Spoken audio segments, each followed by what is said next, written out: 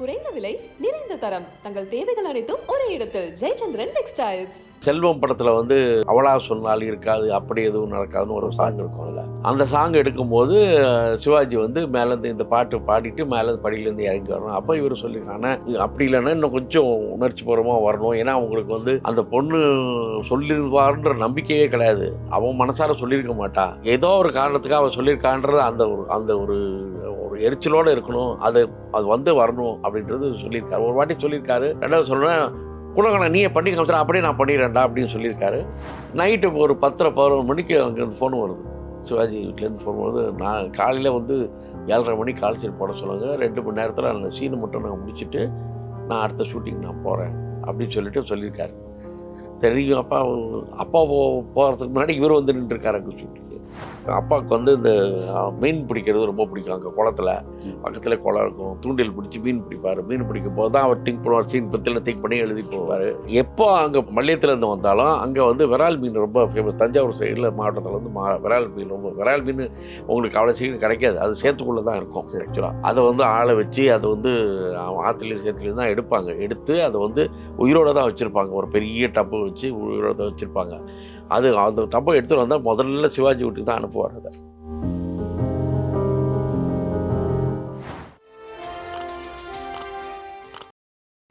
நான் இன்னொரு தகவல் கேள்விப்பட்டேன் சார்.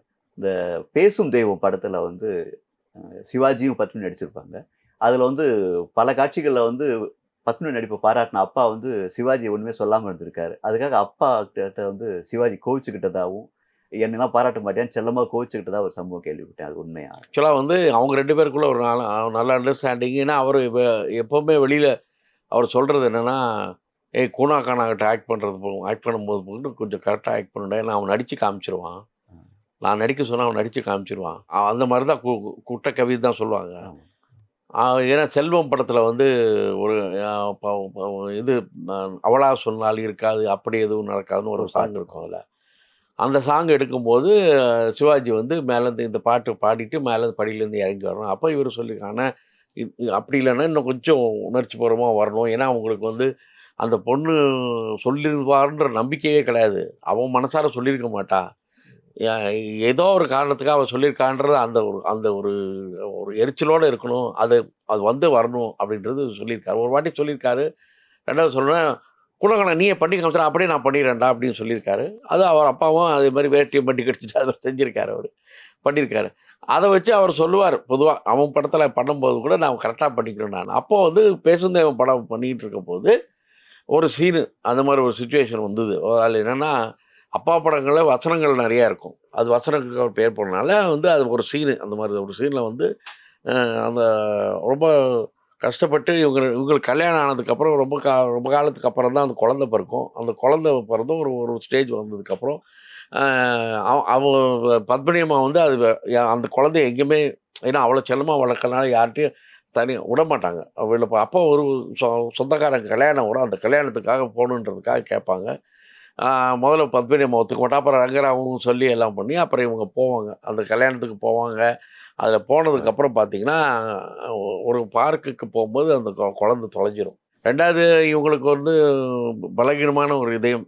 அது டாக்டரே சொல்லுவாங்க. ஒரு அதிர்ச்சியான எந்த ஒரு செய்தியும் அவங்களுக்கு சொல்லக்கூடாதுன்னு சொல்லிட்டு டாக்டர் சொல்லியிருப்பாங்க. ஸோ இப்போ அந்த சீன் எடுக்கிறாங்க. அவர் வராரு. வந்துட்டு ஊர்லேருந்து வந்ததுக்கு குழந்தை கிடையாது. இவங்க வந்து கேட்குறாங்க, இவர் என்ன பதில் சொல்லணும் அப்படின்றப்போ, அப்போ சரி கணக்கானா அவங்களுக்கு வந்து அது அதோட முடியுது. அந்த படம் முடியுது ஆக்சுவலாக. அதுக்கு அடுத்த நாள் அவர் வேறு படத்துக்கு காமிச்சிட்டு போகிறாரு. இவர் சொன்னது போல குணக்கடை சொல்லணும்னா இவர் வசனம் என்ன இருக்குது சொல்லணும்னா, அப்போ இவர் சொன்ன அண்ணா இதில் வசனமே கிடையாது. அவங்க கேள்வி கேட்குறாங்க, நீங்கள் பதில் சொல்ல முடியாமல் திணறீங்க. இதுதான் சீனு. அது நீங்கள் எப்படி பண்ணுறீங்களோ பண்ணிக்கோங்கன்னு சொல்லியிருக்காரு. சரி, அது இவர் பண்ணி முடித்தோடனே சரி ஓகே டேக் ஓகேன்னொடனே இன்னொரு வாட்டி நான் பண்ணுறேன் அப்படின்னு சிவாஜி சொல்லியிருக்காரு. அது பண்ணியிருக்காரு. பண்ணோன்னா ஓகே நல்லா இருக்கு அப்படின்னு சொன்னோன்னே என்ன நினச்சாருன்னு தெரியல. அதோட அந்த டைமும் முடிய போகுது. விக்கை கழட்டிட்டு அவர் பாட்டு ஒன்றுமே சொல்ல போயிட்டார்.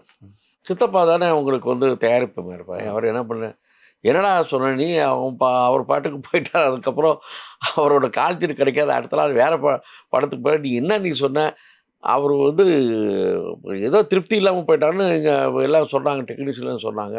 நான் ஒன்றும் சொல்லலையே, நான் வந்து நம்ம ஆக்சுவலாக எப்பவும் இருக்கிற மாதிரி தான் நான் சொன்னேன் அப்படின்னு சொல்லி ஒன்று நைட்டு ஒரு 10:30-11 மணிக்கு அங்கேருந்து ஃபோன் வருது.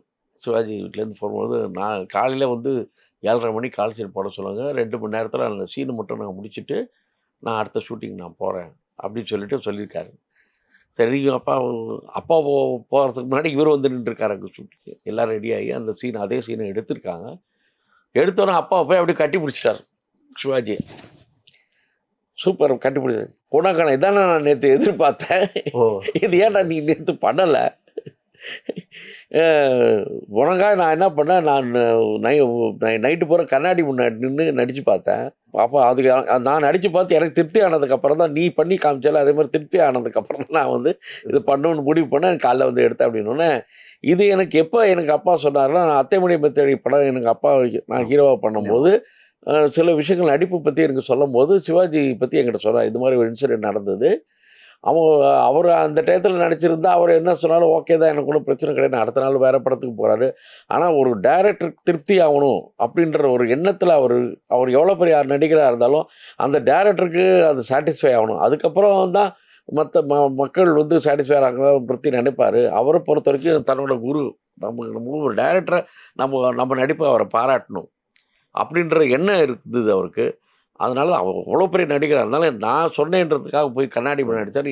அதுக்கு தான் ஏன்னா கண்ணாடி முன்னாடி நீ நடித்தாதான் உனக்கு வந்து அதோட ப்ராக்டிஸ் வரும் அப்படின்றத எதுவாக இருந்தாலும் நீங்கள் அதுதான் நீங்கள் செய்யணும் அப்படின்றது அப்பா சொன்னார். அப்போ இந்த விஷயம் அப்பாவே என்கிட்ட சொன்னார் இந்த விஷயத்த. அதுதான் வந்து அது காலப்போக்கில் இப்படி பேசும்போது இப்படி மாறிடும்ல உங்களுக்கு. அவர் பத்மினி அம்மாவை பாராட்டினாங்க, இவரை பாராட்டினாங்க. இதை நடந்த சம்பவம் இதுதான். அப்பாவுக்கும் சிவாஜி சாருக்கு நெருங்கி நட்பு இருக்கு இல்லையா சார்? நல்ல நட்பு சம்பவங்கள் ஏதாவது இருக்கா? நிறைய நட்பு. ஏன்னா அவர் வந்து அப்பா வந்து பார்த்தீங்கன்னா மல்லியத்தில் அதுக்கப்புறம் மல்லியத்தில் வீடு வாங்கினார். அங்கே தோட்டம்லாம் இருந்தது. அங்கே ரெகுலராக டிஸ்கஷனுக்கு அங்கே தான் போவார். அவர் எப்போவுமே வந்து அப்பாவுக்கு வந்து இந்த மீன் பிடிக்கிறது ரொம்ப பிடிக்கும். அங்கே குளத்துல பக்கத்தில் குளம் இருக்கும். தூண்டில் பிடிச்சி மீன் பிடிப்பார். மீன் பிடிக்கும் போது தான் அவர் திங்க் பண்ணுவார். சீன் பற்றியில் திங்க் பண்ணி எழுதிட்டு இருப்பார். அங்கே எப்போ அங்கே அங்கே மல்லியத்துலேருந்து வந்தாலும் அங்கே வந்து விரால் மீன் ரொம்ப ஃபேமஸ். தஞ்சாவூர் சைடில் மாவட்டத்தில் வந்து விரால் மீன் உங்களுக்கு அவ்வளோ சீக்கிரம் கிடைக்காது. அது சேத்துக்குள்ளே தான் இருக்கும் ஆக்சுவலாக. அதை வந்து ஆளை வச்சு அதை வந்து ஆற்றுலையும் சேத்துலையும் தான் எடுப்பாங்க. எடுத்து அதை வந்து உயிரோடு தான் வச்சுருப்பாங்க. ஒரு பெரிய டப்பு வச்சு உயிரோடு தான் வச்சுருப்பாங்க. அந்த டப்பை எடுத்துகிட்டு வந்தால் முதல்ல சிவாஜி வீட்டுக்கு தான் அனுப்புவார் அதை அப்பா. ஏன்னா அவருக்கு வந்து அவங்களுக்கு மீன் கொடுத்துட்டு அப்புறம் வந்து சுஜாதா அம்மா வீட்டுக்கு பத்மினி அம்மா வீட்டுக்கு இந்த மாதிரி தான் இருப்பார். அந்த மாதிரி அதே மாதிரி அப்பா வந்து படமா பசம் வெற்றி விழா முடிஞ்சதுக்கப்புறம் அங்கே வீடு வாங்கினார் இங்கே ஆழ்வார்பேட்டில். அந்த வீடு கிரகப்பிரவேசத்துக்கு எல்லோரும் வந்திருந்தாங்க. அப்போ சிவாஜி வந்திருந்தார். அதே மாதிரி என்னோடய கல்யாணம் 1981 ஜூலை 3ஆம் தேதி நடந்தது. 2 வேளையும் வந்தார் சிவாஜி. காலையில் 6-7:30 முகூர்த்தம் 5:30க்கெலாம் வந்துட்டார். அதுக்கப்புறம் திருப்பி ரிசப்ஷனுக்கும் வந்தார். அதே மாதிரி அந்த பீரியடில் வந்து எம்ஜிஆர் வந்து முதலமைச்சராக இருந்தார். கருணாநிதி எதிர்கட்சியில் இருந்தார்.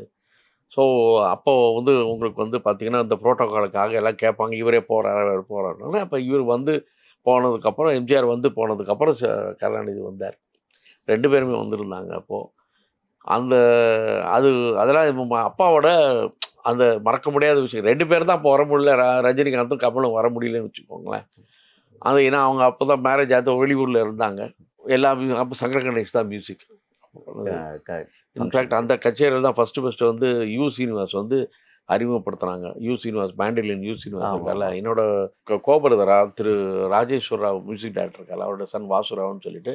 அவர் வந்து இவர் தெலுங்குன்றனால அவங்க ஒரு பேண்டில் நல்லா வாசிக்கிறான் அவரோட பையன் சங்கர கணேஷ்கிட்ட சொல்லி கொஞ்சம் கச்சேரியில் இப்போ ஒரு பாப்புலரான ஒரு கல்யாணத்தில் வந்து ஒரு யாராவது வாசித்தாங்கன்னா அவங்களுக்கு கொஞ்சம் பாப்புலாரிட்டி கிடைக்கும்ன்றதுனால ஒரு 10 நிமிஷம் வாசிக்க வைக்கலாம்னு. இவர் வாசிக்கிற டயத்தில் கரெக்டாக எம்ஜிஆர் வராரு. எங்களுக்கு வந்து ஆசீர்வாதம் பண்ணிவிட்டு அங்கே போய் உட்காந்துட்டார். உட்காந்தோடனே ஒரு 10 நிமிஷம் 15 நிமிஷமாக உட்காந்துட்டார். உட்காந்து அதை ரசித்து பார்த்துட்டு அவனை பாராட்டிட்டு யூ சீனிவாசை பாராட்டிட்டு போனார் அவர். அந்த மாதிரி அப்படி ஒரு நட்பு இருந்தது அவருக்கு அப்பாவுக்கு. இப்போது மூத்த கலைஞரோட நிறைய படம் எடுத்திருக்காரு. ஜெமினி, சிவாஜி அவங்கள வச்சு. பிற்காலத்தில் அவரோட கடைசி படம் வந்து விஜயகாந்த் வச்சு எடுத்திருந்தார். அந்த அனுபவம் அவருக்கு எப்படி இருந்துச்சு? ஆக்சுவலாக வந்து விஜயகாந்த் வச்சு எடுத்ததுன்னு சொன்னால் அது வந்து ஆபாவணன் படம். அதோட ப்ரொடியூசர் வந்து ஆபாவணன். அந்த படம் பார்த்திங்கன்னா அந்த படத்தை பொறுத்த வரைக்கும் அப்பா வந்து ஆபாவணன் சொன்ன கதையை தான் எடுத்தார். ஆபாவணன் ஒரு கதையை சொன்னார். டபுள் ஆக்ஷன் வந்து பானுப்பிரியா பண்ணுற மாதிரி சொன்னார். அவங்களுக்கு வந்து காவிய தலைவன். அப்போ அப்பா என்ன சொன்னார், இந்த கதையை பொறுத்தவரைக்கும் என்ன நான் அப்பா எனக்காக ஒரு ஒரு சீரியல் ஒன்று டைரக்ட் பண்ணார். அது என் பேர் தான் டைரக்ஷன் வந்தது. காட்டுப்படை சத்திரம்னு சொல்லி மனோரமா பண்ணாங்க. அதில் வந்து ஒரு 4, 5 கதையில் இந்த கதை இருந்தது. இவர் சொன்ன கதை அப்படியே இருந்தது. அப்பா என்ன சொன்னார், இது நான் இந்த நாடகத்திலே நான் பண்ணியாச்சு, இந்த கதை வேணாம் வேறு ஏதாவது பண்ணலாம். இல்லை நான் உங்கள் இதுக்கு அது ரொம்ப நல்லாயிருக்கும் அப்படின்னு சொல்லிட்டு ஆரம்பத்தில் சத்யராஜ் தான் பண்ணுறதா இருந்தது. அப்புறம் சத்யராஜ் பண்ணலை. அதுக்கப்புறம் விஜயகாந்தை, ஏன்னா ஆபவாணனுக்கு விஜயகாந்த் படங்கள் பண்ணதுனால அவங்களுக்கு அவர் தான் வந்து அப்படி தான் வந்து அப்பாவுக்கு விஜயகாந்த் படம் பண்ணக்கூடிய வந்தது. ஏன்னா அவரை பொறுத்த வரைக்கும் இப்போ இருக்க அந்த ஜென்ரேஷனில் உங்களுக்கு. அதுக்கப்புறம் அவங்க விஜயகாந்த் பண்ணார். சிங்கப்பூரில் போய் ஷூட் பண்ணாங்க, எல்லாம் பண்ணாங்க. அந்த படம் பொறுத்த வரைக்கும் என்னென்னா, திரு ஆபவாணன் அவர்களுக்கு அப்பா மேலே ரொம்ப அவர் ரொம்ப ஒரு ரசிகர் தான் அவர். ஆனால் அதே சமயம் அவர்கிட்ட ஒரு விஷயம் என்ன இருந்ததுன்னா, ஒரு பக்கம் இவர் வந்து ஷூட் பண்ணி முடிச்சதுக்கப்புறம் இவர் முதலே அந்த கதை வேணான்னு சொன்னார். அப்புறம் இவர் சொன்னாலும் அதை பண்ணார். பண்ணி முடிச்சதுக்கப்புறம் அப்புறம் எடிட்டிங் டேபிள் அவரும் உட்காருவார். சில விஷயங்கள் கொஞ்சம் மாறும். அதுக்கப்புறம் பார்த்தீங்கன்னா தேவையில்லாமல் சிங்கப்பூர் போனார். அப்பா வந்து அது தேவையில்லைப்பா, இந்த கதைக்கு அது தேவையில்லை, எதுக்கு வந்து அப்பா எப்போவுமே அது கதைக்கு என்ன தேவையோ அதை தான் பண்ணுச்சு. ஒரு இந்த ஊருக்கு போகணுன்றதுக்காக கதையெல்லாம் இது பண்ண மாட்டார். உங்களுக்கு தெரியும் ஆபவாணன் எப்பவுமே லேவிஷாக செலவு பண்ணுவார். அவருக்கு அதில் பேர் வந்து, ஏன்னா அவர் ஒரு படம் எடுத்த ஆபவாணன் படம்னா ஒரு கிராண்டியராக இருக்கும். எப்படி சங்கர் சார் படம் அப்படின்னு தானே அது. ஏன்னா செத்துரு போய் பண்ணதுக்கப்புறம் அந்த குரூப்பே வந்து அவங்க வந்து ஃபிலிம் இன்ஸ்டியூட் குரூப்புக்கு ஒரு பெரிய ஒரு இதாக அமைஞ்சதில்லை அவங்களுக்கு. ஸோ அதுவும் அவர் நினைச்சார். ப்ளஸ் விஜயகாந்த் ஆக்ட் பண்ணுறாரு. ஏதோ ஒரு விஷயத்தில் வந்து அவங்களுக்கு ஏன்னா அப்போ வந்து தெலுங்குல நல்லா போகும். இப்போ விஜயகாந்துக்கு வந்து ஆக்ஷன் மூவிஸு, இது டோட்டலாக இது ஆக்ஷனே கிடையாது. இதில் படமே ஆக்ஷன் கிடையாது. இது வந்து ஃபுல்லாக அவருடைய இதுலேருந்து மாறி போகலாம். ஆனால் இதுக்கு அவர் என்ன பண்ணார், 2 மிக்ஸ் பண்ணிட்டார். இந்த விஷயத்தில் 2 பேருக்கும் ஒரு கருத்து வேறுபாடு ஏற்பட்டுச்சு. கடைசியில் அந்த ரிலீஸ் பண்ணும்போது இவரும் பார்க்கல, அவரும் பார்க்கல, படம் ரிலீஸ் ஆச்சு. இதுதான் விஷயம், உண்மை. அது சுமாராக தான் போச்சுன்னு வச்சுக்கோ. ஏன்னா இதுவும் இல்லாமல் அதுவும் இல்லாமல் ஆயிடுச்சு அந்த படம். அப்படி தான் திரு விஜயகாந்த் வந்து ஆபவாணன் படத்தில் இருந்தார். ஆனால் ஆபவாணன் பொறுத்த ரொம்ப மரியாதை அப்பா மேலே. அந்த மரியாதையும் அவருக்கு வந்து ஈடுபாடு, அவரோட படங்களில் அவருக்கு இருந்த ஈடுபாடு 2 மிக்ஸ் ஆனதுனால அது கொஞ்சம் கன்ஃபியூஸ் ஆகிடுச்சு. அதுதான் அப்பாவோட கடைசி படம் காவிய தலைவன். ஆமாம், அவர் பண்ணது அதுக்கப்புறம் வந்து ஆமாம் அத்தை மடி தேடி அது முன்னாடியே வந்து. ஆமாம், அது 87, 88 வந்து அத்தைமணி 89 ரிலீஸ் ஆச்சு. இதுதான் கடைசி படம். அதுக்கப்புறம் அப்பா ஒரு சீரியல் பண்ணார், எனக்காக ஒன்று பண்ணார். டெலிகாஸ்ட் ஆகல ஆக்சுவலி அப்பா வந்து உங்களை ஒரு மிக சிறந்த நடிகராக பார்க்கணும்னு ஆசைப்பட்டிருப்பாருன்னு நினைக்கிறோம். ஆனால் இப்போ வந்து நீங்கள் வந்து ஒரு சிறந்த அப்பாவாக இருக்கீங்க. அந்த தொலைக்காட்சிகள் ஆகட்டும், திரைப்படங்கள் ஆகட்டும், ஒரு அப்பா கேரக்டர்னாக்கா ஒரு ஐடியலான அப்பா அப்படின்னாக்கா வந்து அங்கே நீங்கள் தான் வரீங்க. இதுக்கு எந்த காரணம்? அவங்க அப்பாவை பார்த்து அந்த பழக்கமா? இல்லை, ஆக்சுவலாக பார்த்தீங்கன்னா நீங்கள் எல்லாமே எனக்கு ஆக்சிடென்ட் தான். நான் வந்து நடிகர் ஆகணுன்ற எண்ணம் அவருக்கும் இல்லை, எனக்கும் அந்த எண்ணம் இல்லாமல் இருந்தது. நான் வந்து என்னை வந்து ஒரு டாக்டராக பார்க்கணுன்னு தான் அவருக்கு ஆசை. ஏன்னா அவர் என்னென்னா, சினிமா வாழ்க்கை வந்து ஒரு கஷ்டமான வாழ்க்கை. அதில் வந்து எல்லாருக்கும் பெரிய வாய்ப்புகள் கிடைக்காது, ரொம்ப கஷ்டப்படணும். அவர் கஷ்டப்பட்டு வந்திருக்காரு. ஆனால் நாங்கள் பிறந்தப்போ அவர் நல்ல வசதியில் இருந்தார், எங்களை நல்லாவே வளர்த்துட்டாரு. அப்போ இந்த என்ன அவரோட மாதிரி கஷ்டம் இவங்களுக்கு வரக்கூடாது அப்படின்றதுக்கு அவர் வந்து நீங்கள் உங்களுக்கு என்ன தோணுதோ பண்ணுங்க, நீ டாக்டர் படிக்கணும்னு ஆசைப்பட்டார். ஆனால் அது எனக்கு அது சரியாக அமையலை. அதுக்கப்புறம் பார்த்தீங்கன்னா வந்து சோப்பு கம்பெனி ஒன்று வச்சு அது போனோம். அதுக்கப்புறம் என்னென்னா எனக்கு ரெக்கார்டிங் தியேட்டர் பண்ணாங்க. நான் சொன்னேன்ல ஸ்டுடியோவில், அது ரெக்கார்டிங் தியேட்டர் நான் பார்த்துட்டு அது ரொம்ப இன்ட்ரெஸ்டாக இருக்குது, பார்த்துட்டு இருந்தேன். அப்புறம் தான் வந்து எனக்கு வந்து என்னோடய ஃப்ரெண்ட்ஸ் குரூப் எனக்கு அவங்களோட சேர்ந்து அப்போது அந்த சீரியல்லாம் வந்த புதுசு சீரியலாக வந்து தூர்தர்ஷனில் ஆரம்பிக்கிறாங்க. அப்போ வந்து நம்ம எக்யூப்மெண்ட் வாங்கி போட்டால் நல்லாயிருக்குன்னு சொல்லிட்டு தான். ஏன்னா அந்த பீரியடில் பார்த்தீங்கன்னா அந்த காலத்தில் வந்து ஃபிலிம் இன்ஸ்டியூட்டில் ஒர்க் பண்ணவங்க தான் அதிகமாக வந்து தூர்தர்ஷனில் சேர்ந்தாங்க.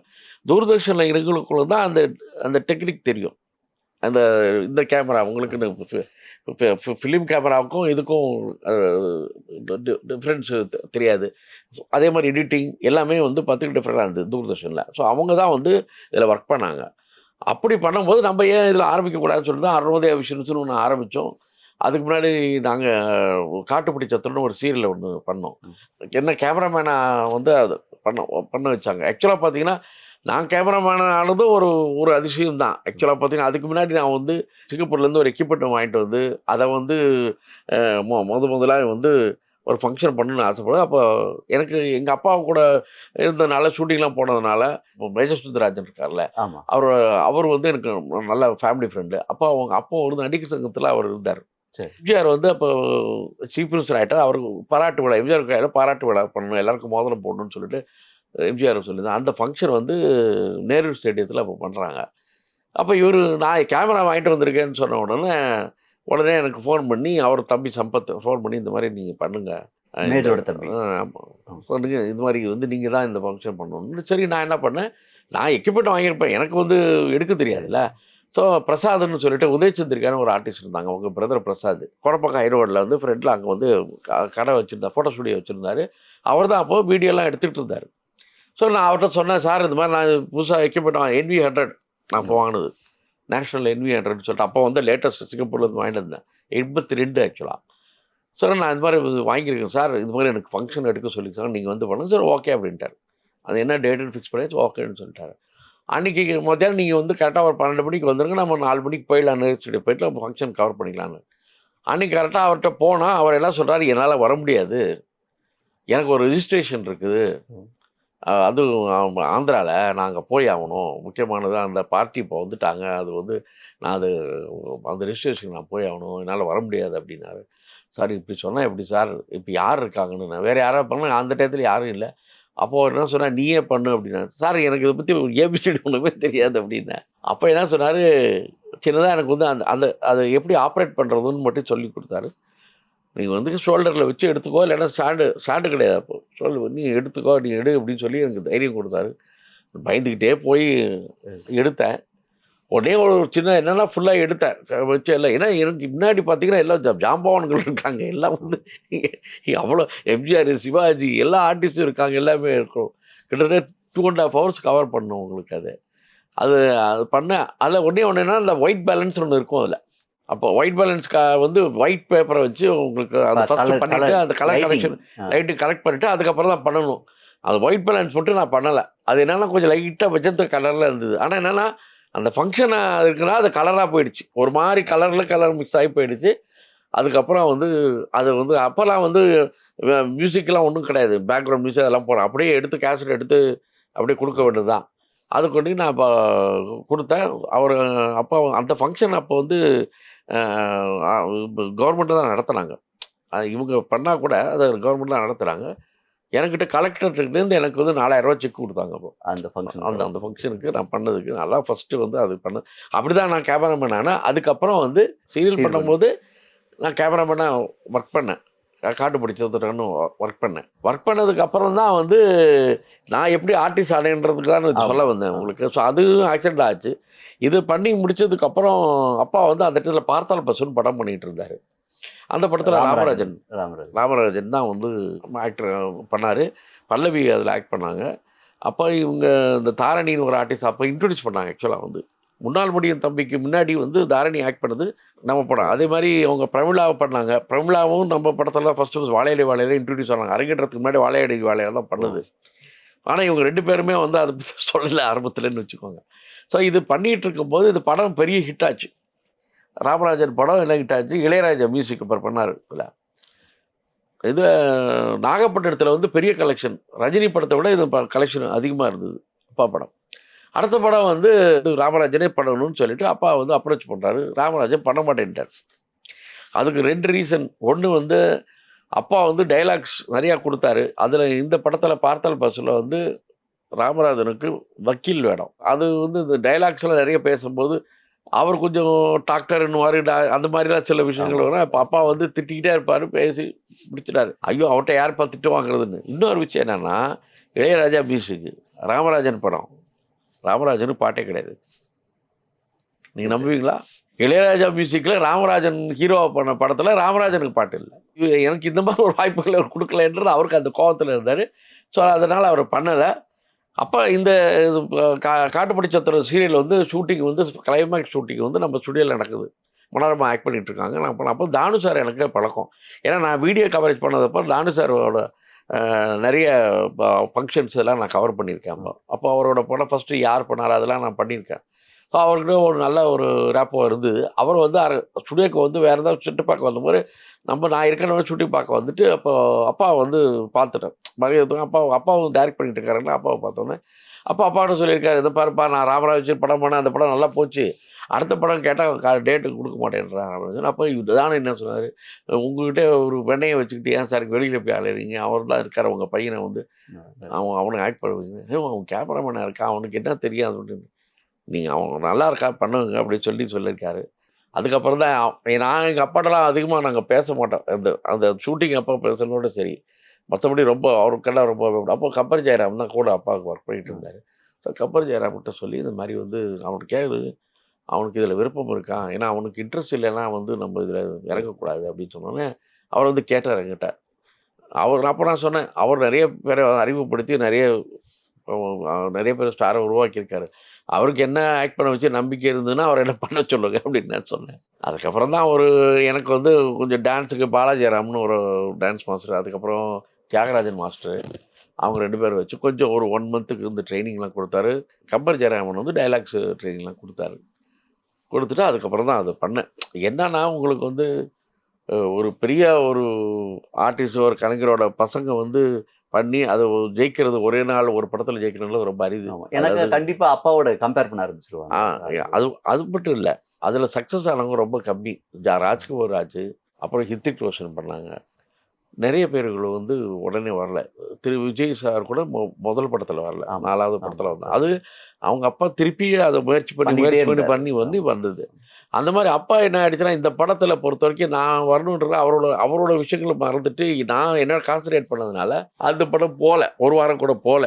அவருக்கு ரொம்ப அது ஒரு கஷ்டமாயிடுச்சு. ஆனால் அதுக்கப்புறம் சித்தப்பா வந்து அவருக்கு தைரியம் கொடுக்கல. போதும் உனக்கு உன்னோட இது முடிஞ்சு போச்சு, இனிமேல் வந்து லேட்டஸ்டாக நிறைய பேர் வந்துட்டாங்க, அதனால் நீ வந்து பண்ணாது, இது நிறுத்தி போதும், நமக்கு இது நஷ்டமாயிடுச்சு, பரவாயில்ல போதும் அப்படின்னு சொல்லி சித்தப்பா அதுக்கு வந்து என்கரேஜ் பண்ணலை. அப்போ என்னென்ன காரணம், இவங்களுக்கு வந்து அதிகமாக வந்து வெளி உலகத்தோடு அவ்வளோ நட்பு இருக்கா, எல்லாம் அவங்களும் வேலையிலே இருந்திருக்காங்க. ஏன்னா அவங்க என்ன பண்ணியிருக்கலாம், வேற ஒரு டேரக்டர் வச்சாவது என்ன ஒர்க் பண்ண வச்சுருக்கலாம். அவங்க அப்பா ப்ரொடக்ஷன்லேயே அப்போ இருக்கிற லேட்டஸ்ட்டு யார் டேரக்டராக இருக்கோ அவரு யார் பாப்புலராக இருக்கும் பண்ண வச்சுருக்கலாம். அதுக்கு வந்து அப்பா கேட்டாங்கன்னா யார் வேணாலும் ஒத்துப்பாங்க. அந்த பீரியடில் அந்த நேம் அவருக்கு இருந்தது. அப்போ ஏன்னா இந்த ஃபங்க்ஷனில் வந்து டபுள் பேஜ் ஃபங்க்ஷனு, நெடுஞ்செழியன் வந்து அப்போ வந்து அந்த ஃபங்க்ஷனை இருந்த தலைமை தாங்கினார். அப்போ பாரதி ராஜா வந்து பேசுகிறாரு, இந்த பையனை வந்து இவர் அனுபவப்படுத்தா நான் அறிமுகப்படுத்திருப்பேன்றார் பாரதி ராஜா அது பேசும்போது. அதுக்கப்புறம் புதுநாள் படத்துக்கு வந்து என்னை கூப்பிட்டுருந்தார் பாரதி ராஜா. கூப்பிட்டு அந்த ராகுல் பண்ண கேரக்டர், அந்த கேரக்டர் வந்து நான் பண்ணுன்னு சொல்லிட்டு ஃபிக்ஸ் பண்ணிட்டாரு. நானும் நெப்போலியனும் ஒன்றா போகிறோம். எனக்கு நெப்போலியனா அதுக்கு முன்னாடி கொஞ்சம் அறிமுகம். என்னோட ரங்கராஜன் அவரோட பிஏ இருக்கார், அவர் மூலிமா எனக்கு அறிமுகம். அவர் வந்து என்கிட்ட சொல்கிறாரு, இந்த மாதிரி வந்து நம்ம பையன் வந்து மினிஸ்டரோட பிரதரு கொஞ்சம் டைரக்டர் செல்வாட்ட சொல்லி நீ வந்து கொஞ்சம் சான்ஸ் வாங்கி கொடுங்க அப்படின்னு சொல்லி என்கிட்ட சொல்லிகிட்டு இருந்தார். அப்போ எனக்கு செல்வா மூலிமா செல்வா தான் எனக்கு ஆரம்பத்தில் பண்ணதுனால அவர் அப்போ தான் தலைவாசல் படம் எடுத்தார். நான் செல்வாட்ட சொன்னேன்னா அப்புறம் நெப்போலியன் அதில் ஒர்க் பண்ணார். அந்த வகையில் எனக்கு நெப்போலியன் அவருக்கு நல்லா பழக்கம். அப்போ சொல்லும்போது இந்த மாதிரி பாரதி ராஜா கூப்பிட்ருக்காரு, நெப்போலியனை கூப்பிட்டு அதே நாளில் தான் என்னையும் கூப்பிட்ருக்காரு. சரி 2 பேரும் போனோம். அப்போ போயிட்டு வந்ததுக்கப்புறம் நானும் சொல்கிறேன், எனக்கு ஓகே சொல்லிட்டார் பாரதி ராஜன், அவரும் சொல்கிறார் எனக்கும் ஓகே சொல்லிட்டாருப்பா, ஆனால் ரோல் தான் ஏதோ பெரிய ரோல் தான், ஆனால் ரொம்ப பிரமாதமாக இருக்குன்னு சொல்லிட்டாருன்னு சொன்னார் நெப்போலியன். அடுத்த நாள் திருப்பி பாரதி ராஜா எனக்கு ஃபோன் பண்ணுறாரு, நீ ஒரு நிமிஷம் வா, நீ ஆஃபீஸை வந்துட்டு போகணும் அப்படின்னாரு. போனேன். என்ன வச்சோன்னா, இந்த மாதிரி வந்து பண்ணப்பா, இந்த கேரக்டர் வந்து ராதாவோட பிரதர் வந்து அறிமுகப்படுத்தலான் இருக்கேன். ஏன்னா ராதா ரொம்ப சொன்னாங்க என்கிட்ட, நான் தட்ட முடியல, நம்ம நெக்ஸ்ட் படம் பண்ணலாம், நீ தப்பாக எடுத்துக்காத. சரி சார், ஒன்றும் பிரச்சனை இல்லை சார், ஒன்றும் ப்ராப்ளம் இல்லை சரின்னு சொல்லிட்டு வந்துட்டேன். அப்படி தான் எனக்கு வந்து அது நான் பண்ண முடிய போச்சு. அப்புறம் நான் ரெகுலராக அப்போ சீரியல் நீலாமலா உங்களுக்கு நல்ல ஹிட் ஆகிடுச்சு. நீலாமலா செல்வா எல்லாம் டேரக்டர் சொல்ல போனால் அது குறிஞ்சி மலர் சினிமாவில் வந்து ஒரு கம்பேக் அப்படின்னு சதுரங்க வேட்டை தான்